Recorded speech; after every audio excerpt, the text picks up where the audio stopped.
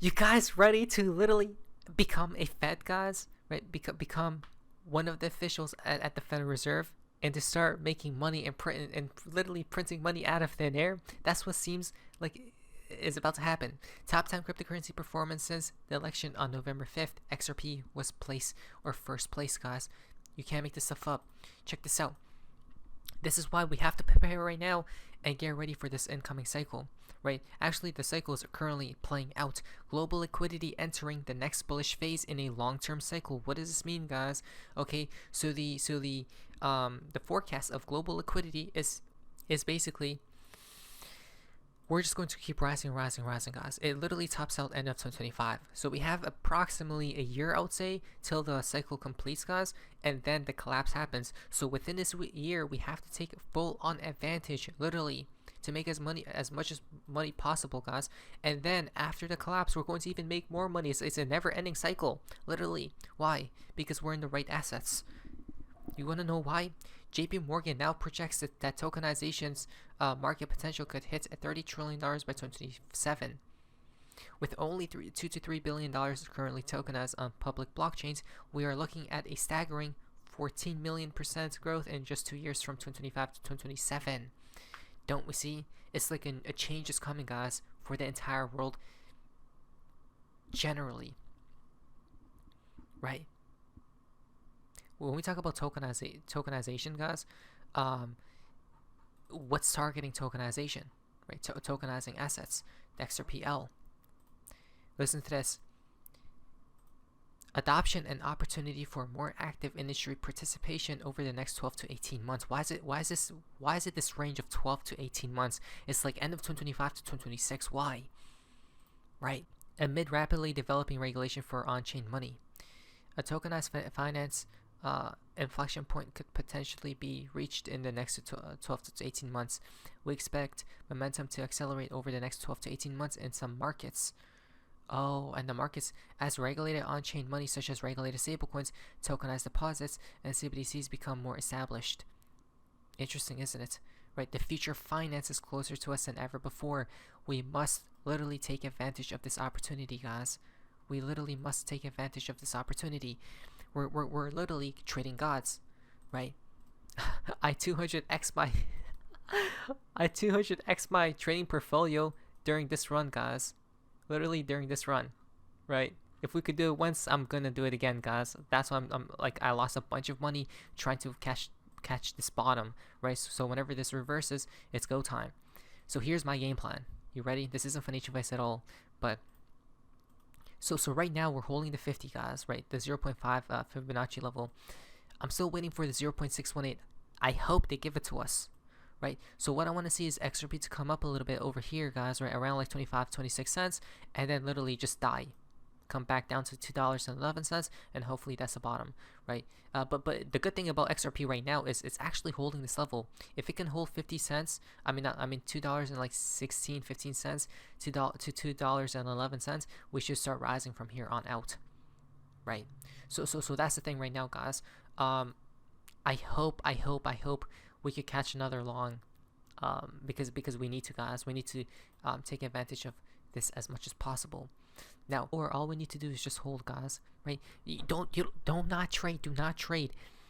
I just want to take a little bit of extra advantage, guys, right? Because why not? But at the same time, you don't need to. That's the crazy part, right? It all depends on how much money one wishes to make, but most definitely, I'm just holding, guys, right? I have a HODL bag, and there's a reason I sleep stress-free at night. Because of my HODL bag. The reason is due to the institutional conversation around crypto at the moment, the end of the 4-year cycle. Institutions are reshaping the crypto market narrative, moving away from the traditional 4-year cycle. This cycle, driven by Bitcoin halvings and retail speculation, no longer defines the broader markets as institutions focus on macro trends, regulatory shifts, and real-world adoption. And that's where most people get it wrong, guys. Yes, all this is just day-to-day, right? When you look at the macro picture, guys, let me show you guys something. When we look at the macro picture, right, this is specifically if you talk about XRP, you guys see how we see bull and bear markets, right? Bull and bear markets right here, guys. this was a bull market, this was a bear market, this was a bull market, this was a bear market, now it's a bull market. But at some point in time, this will get demolished. And at some point in time, it's just going to be a bull market forever, probably, right? Unless it becomes a stable coin at some point, at some price, right? Now, the reason is due to what? Adoption, right? Utility going live. And the institutions are saying the same exact thing, right? Because this is on the institutional conversation level, guys, around cryptocurrencies. They're saying, hey, speculation and these things will start to fade away, but utility, the real world adoption will come into play.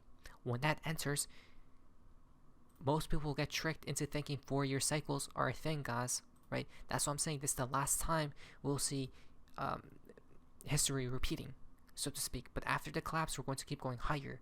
Why? Because of utility going live. Nobody's cracking the code like we are. But while retail investors wait for familiar patterns, institutions are driving new strategies around stablecoins, tokenized assets, and blockchain infrastructure. Sticking to outdated narratives risks leaving you behind, chasing trends that no longer align with the market's future. Falling behind means missing out on key opportunities, misallocating capital, and being unprepared for the market's next evolution.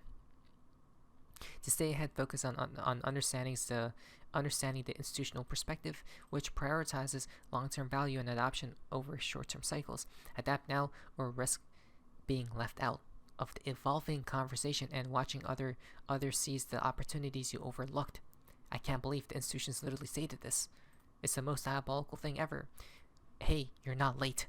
We are not wrong. We are early. Because fun fact, guys, less than 7% of the global population is invested into cryptocurrencies. Only less than 7%. That's why David Short said it doesn't even matter who becomes rich. because not even that many people have bought XRP, right? Less than 7%, which means even less have invested into XRP. We are on the way to becoming the new 1% elite, guys. The people who own XRP, guys, is the red dots compared to this whole chart, right? Illustration. Look at that difference, guys. It's the craziest thing ever. So the world is scooping up XRP. Here's the data. This is the statistics, guys, of XRP, right? How many holders and whatnot. So number of XRP wallets are right now at 5.7 million, which is ballistic. But remember, some of these wallets, probably like 1 million of these wallets are gone, right? Because who can even remember all their wallets, guys? And then we have the amount of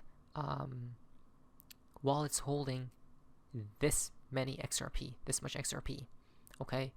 Ranging from 0 all the way to infinity, but not really, because there's a max supply, right? But again, so if you guys would like to check out where you're at right now, guys, you guys can right here, right?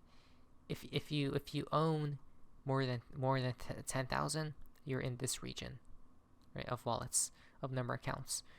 Or if you own less than 10,000, you're in this region, guys.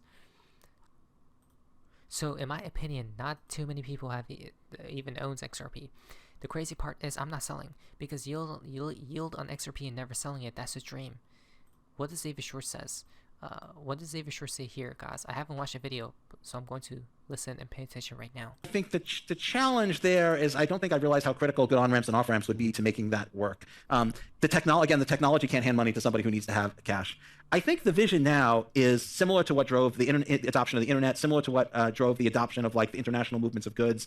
Enterprise adoption that paves the way for retail adoption is, I think, what looks like what's going to happen, at least based on the past 2 years. So I think the new 10-year vision is enterprise products like stablecoins, like real-world asset tokenization, like commercial lending and real estate lending, but that enable DeFi ecosystems that have things like ways to get yield, ways to manage your money, ways to hold the assets that you want to hold.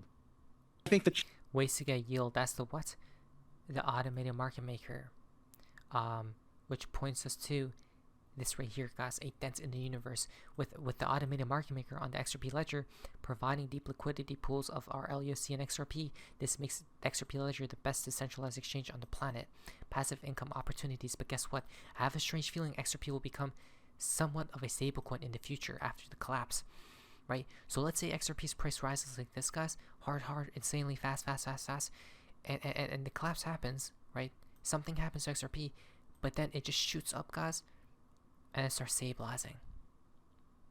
During that stabilized point is when I'll join the AMM pools, because I'm going to sell 50% of my XRP into our LUSD, right? You need to have an equal amount, guys, 50-50, and then join the liquidity pool and now earn passive income. Don't we see the game plan? This is how we're going to be living in the new world, guys. Something near and dear to my heart, automated market maker specification. I almost said automated money maker, which actually is kind of, it's actually pretty apropos, right?